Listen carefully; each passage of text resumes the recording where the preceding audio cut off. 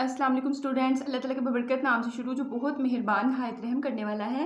आज हम लोग अपना टॉपिक करेंगे अनसर्टेनिटी इन अ मेजरमेंट। एक मेजरमेंट में पैमाइश में आपके पास जो अनसर्टेनिटी होती है या एरर होता है, गलती या उसको बोलते हैं गैर यकीनियत होती है, ठीक है, उसके बारे में आज हम लोग डिस्कस करेंगे। तो स्टार्ट में थोड़ा सा पहले पढ़ते हैं, फिर मैं एक एग्जाम्पल से आपका कॉन्सेप्ट क्लियर करवाती हूँ। कहते हैं there is no such thing as a perfect measurement. कोई आपके पास ऐसी चीज़ है जिससे आपकी बिल्कुल 100% परफेक्ट जो है मेजरमेंट पे माइश आ सके। वेन एवर, जब भी a physical quantity is measured, किसी भी फिजिकल क्वांटिटी को मैस, लेंथ, टेम्परेचर, प्रेशर वगैरह को जब आप लोग मापते हैं, एक्सेप्ट काउंटिंग के अलावा, मतलब कि अगर मैं आप लोगों के सामने ये पेंसिल्स रखती हूँ तो मैं कहती हूँ कि इनको काउंट करके दिखाएं, तो आपने कहना 1 2 और 3, मेरे पास 3 है। काउंटिंग के अलावा, काउंटिंग तो आपके पास एग्जैक्ट होगी, काउंटिंग के अलावा कहता है there is an inevitably some uncertainty. Inevitably मतलब कुदरती तौर पे अनसर्टेनिटी, गलती का जो है चांस होता है अबाउट इट्स डिटरमाइंड वैल्यू, जो उसकी वैल्यू बताई गई होती है, जो हमें वैल्यू शो हो रही होती है ड्यू टू सम इंस्ट्रूमेंट्स, कुछ इंस्ट्रूमेंट्स की वजह से। अच्छा, यहाँ ना अगर ये आपने लाइन समझनी है तो मैं एक एग्जांपल पहले हम स्टार्ट में ही डिस्कस कर लेते हैं। हमने मीटर रूल के बारे में पढ़ा था। मीटर रूल भी आपके पास एक स्केल टाइप ही होता है, जिसमें हमने कहा था कि 1 मिलीमीटर तक जो है आपके पास इसमें आप पैमाइश कर सकते हो। उसका लीस्ट काउंट जो है आप अपने सेंटीमीटर में निकाला था, 0.01 सेंटीमीटर इसका था लीस्ट काउंट, ठीक है। तो अब देखिए, आप मेरे पास एक ऑब्जेक्ट है, कोई पेंसिल वगैरह ही है, मैंने उसकी पैमाइश करनी है मीटर रूल, ज़ाहिर स्केल के साथ ही करूँगी। मैंने अगर इस पेंसिल की पैमाइश करनी है तो मैं क्या करूँगी, एक जो है एक एंड जो है 0 पे रखूँगी, और मेरी समझे कि आपकी बुक के हिसाब से अगर एग्जाम्पल करें तो उसने 10 के बाद देखें 1 2 3, ये 3 वाली आपकी लाइन है, ठीक है। इसको मैं थोड़ा सा डार्क काट रही हूँ, ये मेरी 4 वाली लाइन है। हमारी पेंसिल जो है 3 और 4 वाली लाइन के दरमियान में कहीं आती है। अब हमें ये तो पता है कि ये 10.1 10.2 10.3 10.4 ऐसे, मतलब लाइनों का तो हमें पता है, लेकिन लाइनों के दरमियान जब आपकी चीज़ आ जाती है तो अब आपके पास एरर जो है वो प्रोड्यूस हो गया। अब हमें पता ही नहीं कि ये जो है 10.3 और 10.4 के दरमियान, ये दरमियान में ये क्या वैल्यू है, ये कौन सा नंबर हो सकता है। तो इसका मतलब है कि मीटर रूल से अब आप अगर पैमाइश लेंगे तो आप गलती, अनसर्टेनिटी उसमें आ जाएगी, ठीक है, एरर उसमें आ जाएगा। तो इस तरह की जब आपके पास इंस्ट्रूमेंट्स में छोटी छोटी आपके पास जो है, देखिए ना, इस स्केल की आपके पास लिमिट है कि 0 से लेकर 12 मिलीमीटर तक जो है आप इसकी मेजरमेंट कर सकते हो, ठीक है। अब इस लिमिट में भी आपके पास जो नंबर्स हैं उनके दरमियान में भी लिमिट है कि यहाँ से लेके अगर यहाँ तक चीज़ होगी तो वो 6.1 हो जाएगी। दरमियान वाले के लिए हमें इसका नहीं पता होता। तो इस तरह की जो है लिमिट से जब चीज़ आगे चली जाती है तो फिर आपके पास एरर प्रोड्यूस होता ही होता है, ठीक है।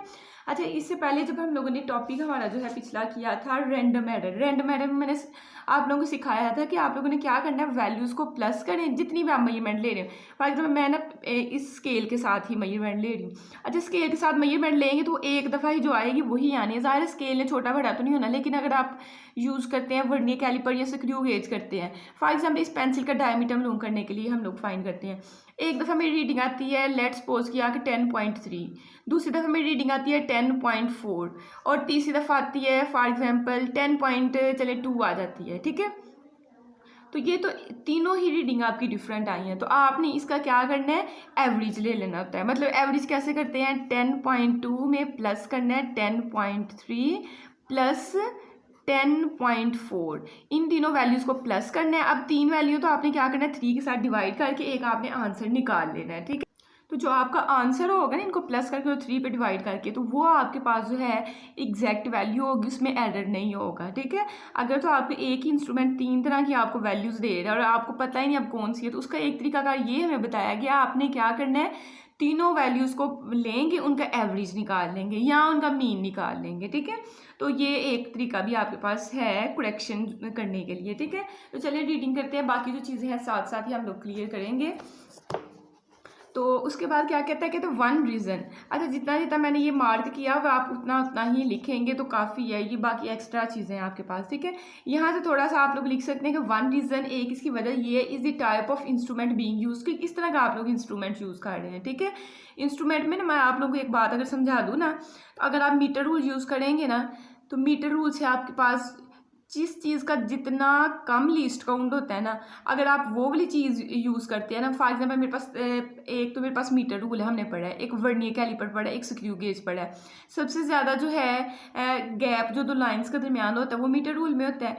फिर मीटर रूल में मतलब कि 1 मिलीमीटर का गैप होता है, और 1 मिलीमीटर का 10वां हिस्सा मतलब उससे कम कर देंगे लीस्ट काउंट जो आपके पास है वर्नियर कैलिपर का 0.1 मिलीमीटर है। तो मीटर रूल की बजाय अगर आप वर्नियर कैलिपर यूज़ कर लेते हो फिर भी आपकी पैमाइश उससे एक्यूरेट आएगी।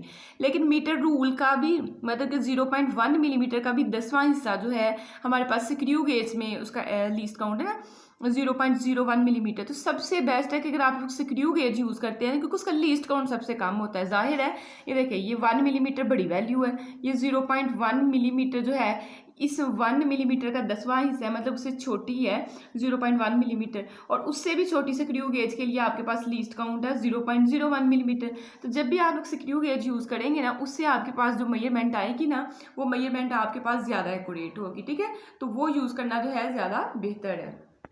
कहता है कि we know that every measuring instrument, हर तरह का जिससे हम लोग मेजरमेंट लेते हैं, पैमाइश लेते हैं, is calibrated to a certain small divisions. हर आपके पास स्केल है उसमें अलग-अलग डिवीजन्स हैं। ठीक है, मतलब किसी में 1 मिलीमीटर का फासला है 2 डिवीजन्स के दरमियान, किसी में इससे ज़्यादा। अगर हम लोग ये वाला स्केल लेते हैं तो इस स्केल में 2 लाइंस के दरमियान फासला जो है डिफरेंट होगा।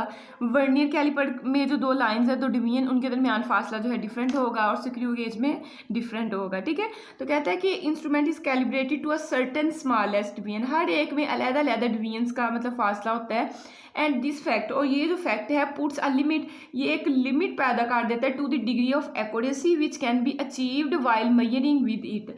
मैंने 3 आप लोगों को चीज़ें बार बोल रही हूँ, एक आपके पास मीटर रूल, एक आपके पास वर्नियर कैलिपर, एक स्क्रू गेज। जाहिर है मीटर रूल में 2 लाइंस के दरमियान अगर 1 मिलीमीटर का मतलब 1 मिलीमीटर मतलब ज़्यादा फासला है, तो ज़्यादा फासला कोई चीज़ आपके दरमियान में आ जाती है। अब दरमियान वाली लाइन का आपको पता ही नहीं, तो मीटर रूल से इतनी अच्छी वो आपके पास मेजरमेंट नहीं ना हो सकेगी। तो ये लाइन्स पे डिपेंड करता है। सबसे कम जो लाइनों के दरमियान फासला होता है वो स्क्रू गेज में होता है। तो स्क्रू गेज आपके पास जो है उससे फिर भी जो है आपके पास एक्यूरेट मेजरमेंट आ सकती है। ठीक है, बाकी चीज़ों के मुकाबले में। तो ये आप यहाँ से लेके यहाँ तक लिख सकते हो, इतना अहम भी नहीं, और लिखना चाहते हो तो लिख भी सकते हो। ठीक है, नेक्स्ट आप हम एग्जाम्पल डिस्कस करते हैं, वही एग्जाम्पल जो मैंने उस पेज पे डिस्कस की है 10.3 और 10.4 वाली डिवीजन के दरमियान अगर आपकी मेजरमेंट आ जाती है तो फिर क्या, ये सारा हम लोग पढ़ने लगे। कहते suppose that we want to measure the length of a straight line, एक स्ट्रेट लाइन है, मैंने तो पेंसिल ली तो उसने एक स्ट्रेट लाइन, कहते हैं उसकी हमने पैमाइश करनी है, और किसके साथ करनी है, विद मीटर रूल के साथ करनी है। ठीक है, मीटर रूल जैसे आपका स्केल होता है ना ऐसे ही आपके पास एक स्केल होता है। कहते हैं let the end of the line lies between 10.3 and 10.4 centimetre marks. तो मैंने यहाँ आपको यही चीज़ समझाई थी कि आप मेरे पास जो मेजरमेंट आई है वो 10 के बाद 1 2 3 और 3 और 4 वाली लाइन के दरमियान तक आपकी वाली जो है लेंथ गई है। तो कहते हैं by convention if the end of the line does not, suppose करते हैं हम लोग कि अगर देखें ना पेंसिल का एक सिरा तो हमने जीरो वाली साइड पर रख दिया, जो दूसरा सिरा उसके बारे में अब लेट करने लगा है। कहते हैं if the end of the line does not touch or cross the mid point of the smallest division, मतलब कि 10.3 और 10.4 के मतलब आपके पास 10 और 11 के दरमियान किसी एक लाइन पे स्मॉलेस्ट डिवीजन 10.1 10.2 10.3 10.4 किसी एक लाइन पे नहीं आपका जो है उसको टच नहीं आपका पेंसिल का सिरा कर रहा, तो फिर क्या हम लोग कंफ्यूज हो जाएंगे कि अब क्या करें। जैसे हम लोग यहाँ कंफ्यूज है, ना 10.3 पे लाइन आई है पेंसिल का दूसरा सिरा है, ना 10.4 पे, बल्कि उनके दरमियान में है।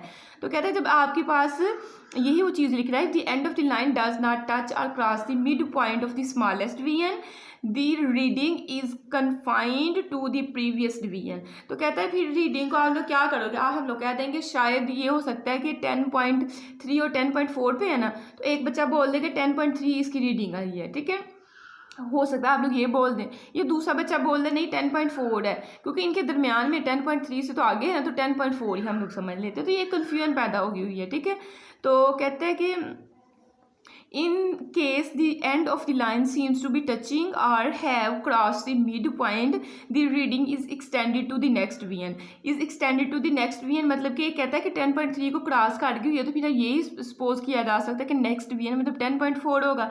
Thus in this example the maximum uncertainty is 0.05 centimetre. तो कहता है ये एक गैर यकीनियत पैदा होगी और कितनी हुई है 0.05 सेंटीमीटर. आप 10.3 में 0.05 सेंटीमीटर प्लस करेंगे ना तो आपके पास 10.4 आंसर आ जाएगा. लेकिन अगर 10.4 में से 0.05 माइनस करते हैं तो ये आपका आंसर आ जाएगा. ठीक है, इसलिए 0.05 सेंटीमीटर की आपकी अनसर्टेनिटी पैदा हो गई है. ठीक है, तो आप एग्जाम्पल में यहाँ से लेके यहाँ तक लिख सकते हैं. नेक्स्ट हम लोग बात करते हैं, कहते हैं कि अब हमने लेंथ की बात कर ली, लेकिन किसी चीज़ का डायामीटर, अगर आपने किसी चीज़ का डायामीटर मालूम करना है तो उसके लिए क्या करें. कहते हैं the uncertainty in small length such as diameter of a wire. एक वायर कितनी बड़ी है उसका डायामीटर आपने मालूम करना है. And short interval of time can be, और आपने टाइम की पैमाइश करनी है. फॉर एग्जाम्पल हम लोग कोई एक्सपेरिमेंट लाइब्रेरी में करने लगे हैं और स्टॉप वॉच ज़ाहिर वहाँ होती है टाइम को मेजर करने के लिए. हमने एक्सपेरिमेंट स्टार्ट करने, इधर मैं एक्सपेरिमेंट मैंने स्टार्ट करना, उधर मैंने सामने बच्चे को खड़ा किया कि जूँ ही मैं स्टार्ट करूँगी आपने जो है ना स्टॉप वॉच को ऑन कर देना. मैंने जूँ ही छोड़ा है, हो सकता है बच्चे से वो जो है बटन उसका प्रेस करने में 1-2 सेकंड लेट हो गया हो तो अनसर्टेनिटी हो जाती है टाइम में भी. ठीक है, कहते हैं कैन बी रिड्यूस, उसको कम किया जा सकता है further by taking multiple reading. आप एक से ज़्यादा रीडिंग्स ले लें, वही एक्सपेरिमेंट 2-3 दफ़ा कर लें. And then finding average value, मैंने अभी समझाया था कि जितनी दफ़ा आप एक्सपेरिमेंट 4 दफ़ा कर लें तो 4 से मल्टीप्लाई कर दें, 3 दफ़ा कर लें तो 3 रीडिंग्स को प्लस करके और 3 पे डिवाइड कर दें. तो कहते हैं फाइंडिंग एवरेज वैल्यूज़. तो आप एवरेज वैल्यूज़ लेके तो इसकी अनसर्टेनिटी जो है वो मालूम कर सकते हैं. ठीक है, तो आई होप कि आपको जो है टॉपिक नंबर 10 की समझ आई होगी. अगर समझ आ गया तो चैनल को सब्सक्राइब करें, लाइक करें और दोस्तों के साथ शेयर करें. और अगर लगता है कि इसको मज़ीद समझाना चाहिए तो वो भी आप कमेंट्स कर सकते हैं.